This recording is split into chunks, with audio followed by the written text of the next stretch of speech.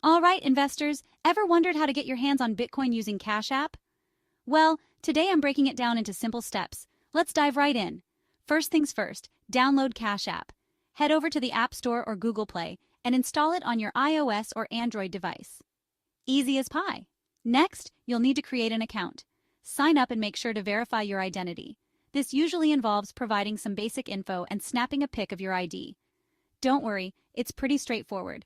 Now that you've got your account, it's time to add funds. Link your bank account to your Cash App and deposit some money.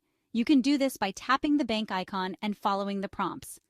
Quick and simple. Ready to get that Bitcoin? Tap the Investing tab at the bottom of the screen, then select Bitcoin. You're almost there. To buy Bitcoin, choose the amount you want to purchase.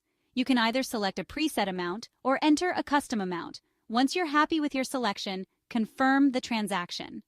And just like that, you've bought Bitcoin. Finally, let's talk security.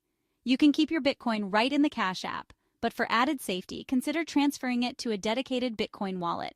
This gives you extra control and peace of mind. And there you have it. Buying Bitcoin on Cash App is super easy and convenient.